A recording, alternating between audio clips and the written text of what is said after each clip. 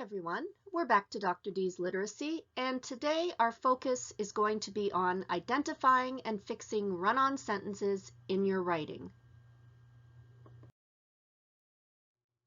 What is a run-on sentence? Well, sometimes a writer will accidentally put together two or more complete thoughts, which could actually be separate sentences, but they just kind of smush them together without using either the correct punctuation or connecting words. When this happens, we call it a run-on sentence. So an example would be helpful here. Take the sentence, "Seeing the CN Tower is a highlight of any trip to Toronto. He has been to the top several times." Here we actually have two separate and complete ideas that the writer has tried to force together into just one sentence. The first complete thought that could be its own sentence is, "Seeing the CN Tower is a highlight of any trip to Toronto." The second complete thought is, "He has been to the top several times."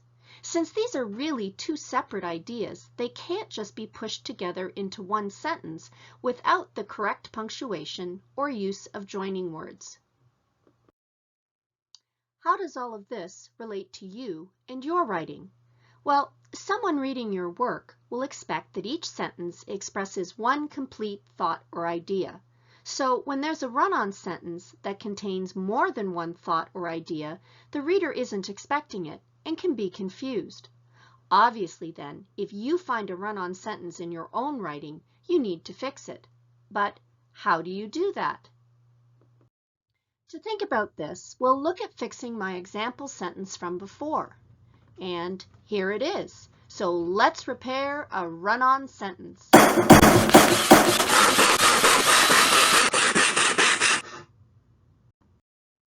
One way to fix a run-on sentence is to just break it into a number of separate sentences and add the appropriate punctuation and capital letters.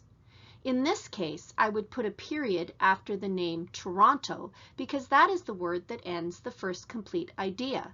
Since he is now the start of a new sentence, the H needs to be capitalized. Another way to fix a run-on sentence is to add a comma at the end of one complete idea and follow it with a conjunction. In my example from before, I would put a comma after the name Toronto, followed by the conjunction and. This time, however, the word he isn't at the start of a new sentence, so I don't need to capitalize the H. The final way to correct a run-on sentence is to add a semicolon and a comma, along with one or more connecting words such as however, furthermore, or in addition, between the separate ideas. So I could change my earlier sentence like this.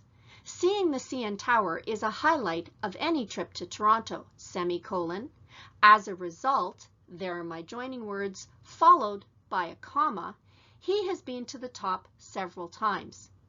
As in my last example, this way of fixing the run-on sentence means that the word he isn't at the start of a new sentence, so I don't need to capitalize the H.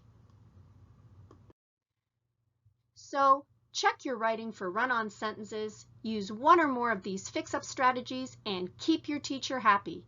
Because remember, teachers deserve happiness too.